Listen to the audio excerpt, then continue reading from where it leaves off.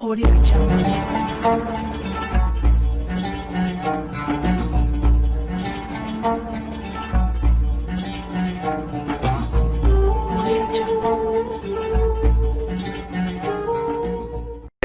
صحیح بخاری میں جلد نمبر 4 کتاب الجہاد چیپٹر نمبر 2 حدیث نمبر 46 فرماتے کہ ایک مجاہد جو انسان جہاد کر رہا ہے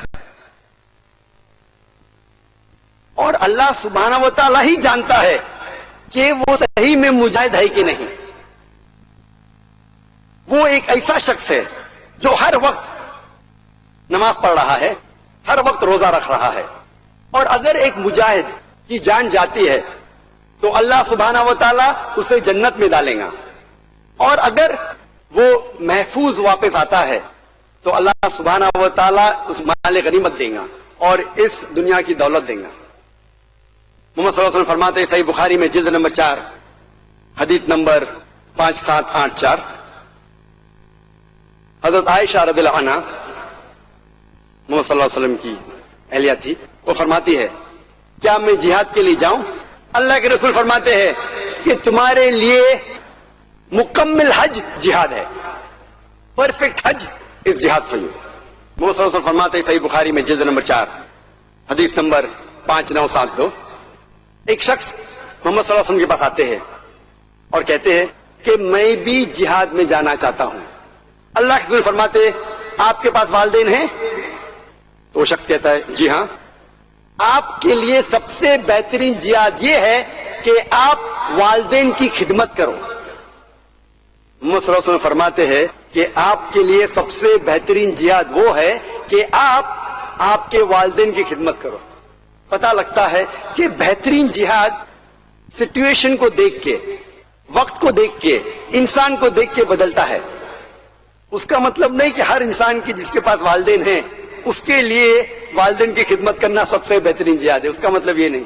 اس کا مطلب یہ ہے کہ اللہ کے رسول جانتے تھے اس کے والدین بیمار ہے, اس کے والدین کو ضرورت ہے اپنے لڑکے کی, اپنے بیٹے کی. اس وقت والدین کی خدمت کرنا اور بہتر ہے بنسبت جنگ کے میدان میں لڑنا حق کے لیے. تو وقت کو دیکھ کے, انسان کو دیکھ کے سب سے بہترین جہاد بدلتا ہے.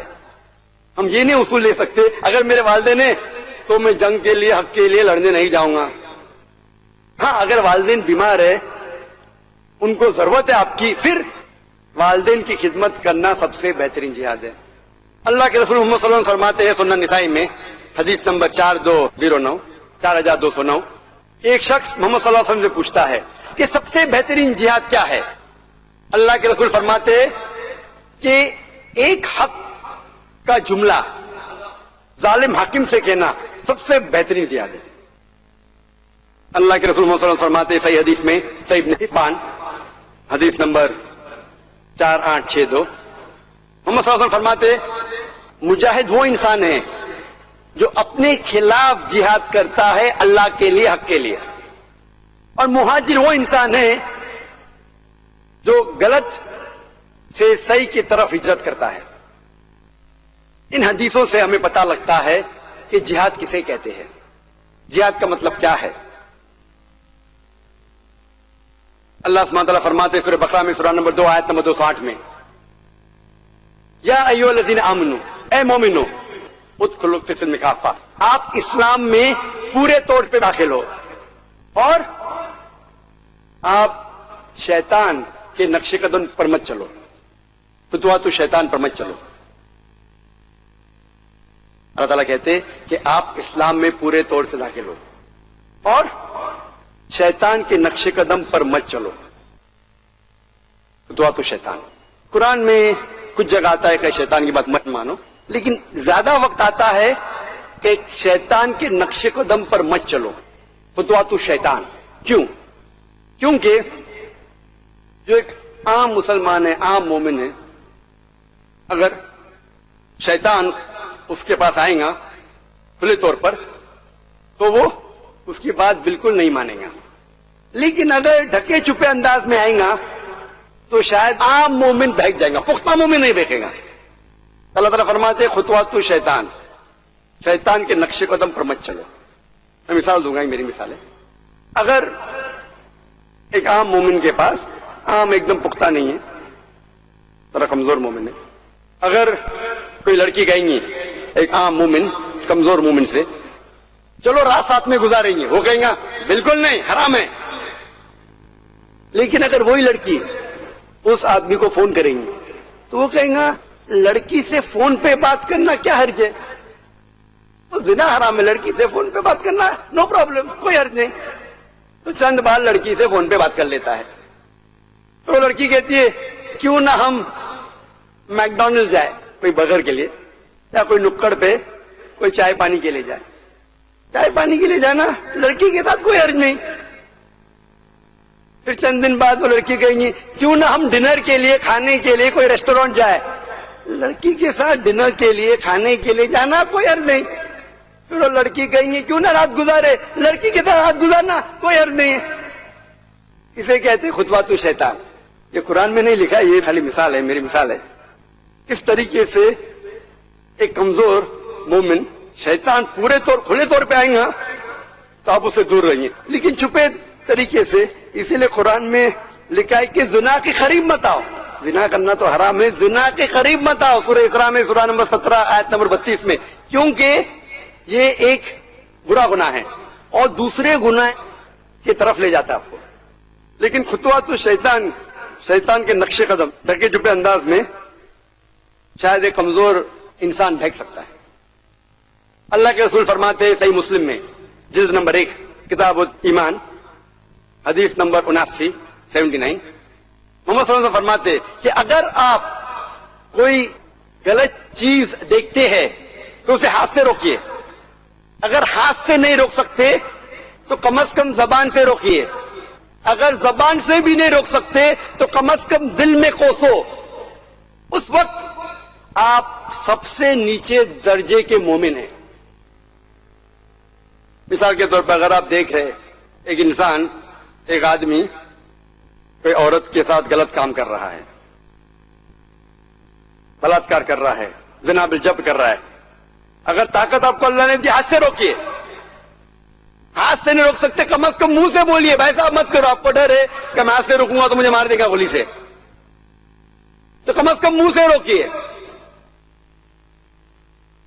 اگر منہ سے نہیں روک سکتے کم از کم دل میں کوسیے. اگر آپ دل میں کوسیں گے تو سب سے نیچے درجے کے مومن ہوں گے.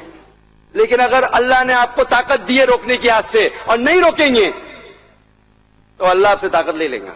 اگر آپ کو زبان کی قوت دی ہے بات کرنے کی، اگر آپ غلط کام کے خلاف بات نہیں کریں گے اللہ تعالیٰ وہ قوت لے لیں گے آپ سے. روسنا تو ہر انسان کر سکتا ہے، وہ بھی نہیں کر سکیں گے تو آپ مومن ہی نہیں ہیں. میرے نزدیک آج کے اس حالات میں میرے نزدیک سب سے بہترین جہاد ہے دعویٰ. میرے نزدیک آج کے حالات کو دیکھ کے سب سے بہترین جہاد ہے کہ اسلام کے خلاف جو غلط فہمیاں لوگ پھیلا رہے ہیں، ہر مسلمان کا فرض ہے کہ وہ دور کرے. ہر مسلمان کا فرض ہے کہ وہ دعویٰ کرے، غیر مسلمانوں کو اسلام کا پیغام پہنچائے. اسی لیے شیخ عبداللہ ابن جبرین رحم اللہ جو بڑے عالم تھے سعودی عربیہ کے، ابھی انتقال ہو چکے چند سال پہلے، وہ کہتے تھے کہ آج سب سے بہترین ہتھیار ہے میڈیا اور سب سے بہترین جہاد ہے میڈیا کا استعمال کرو اسلام کو پھیلانے کے لیے. اور تو دعوتی جہاد کا بھی ذکر قرآن مجید میں ہے. اللہ تعالیٰ فرماتے ہیں قرآن مجید میں سورہ فرقان میں سورہ نمبر 25 آیت نمبر 52 میں کہ آپ جہاد کرو قرآن سے. یہ مکی آیت ہے. قرآن سے جہاد کیا کرو؟ لڑائی کرو، قتل کرو. قرآن سے جہاد کرو مطلب قرآن کا پیغام غیروں تک پہنچاؤ. اللہ سبحانہ تعالیٰ فرماتے ہیں سورہ توبہ میں سورہ نمبر 9 آیت نمبر 24. یہ میرے نزدیک ایسا سورہ ہے جو سب سے زیادہ ملیٹنٹ ہے. یہ واحد سورہ ہے جس کی شروعات میں بسم اللہ الرحمن نہیں ہے.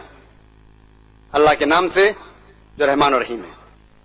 جب اللہ سبحانہ و تعالی آیت نمبر 24 پر آتے ہیں, اللہ تعالیٰ فرماتے ہیں کل انکان آباؤکم, کہو چاہے وہ آپ کے والد ہو, وہ ابناؤکم یا آپ کے بیٹے ہوں, وہ اخوانکم یا آپ کے بھائی ہو, وہ ازواجکم یا آپ کے ازواج ہو, بیوی یا شوہر ہو, وہ عشیرتکم یا آپ کے رشتہ دار ہو. اللہ تعالیٰ فرماتے آپ کو کس سے محبت ہے؟ آپ کے والد سے, آپ کے بیٹوں سے, آپ کے بھائیوں سے, آپ کے بیویوں یا شوہر سے, آپ کے رشتہ دار سے. وہ اموال اقترفتموها وہ تجارت تخشون کسادها وہ مساکن ترضونها, جو اپنی جائیداد اکٹھا کی ہے, جو تجارت کر رہے ہیں آپ, جو گھر میں آپ رہ رہے ہیں, اللہ تعالیٰ پوچھتے ہیں آپ کو کس سے محبت ہے؟ آپ کے والد سے, آپ کے بیٹوں سے, آپ کے بھائیوں سے, آپ کے بیویوں یا شوہر سے, آپ کے رشتہ داروں سے, آپ کی دولت سے, آپ کی تجارت سے, آپ کے گھر سے.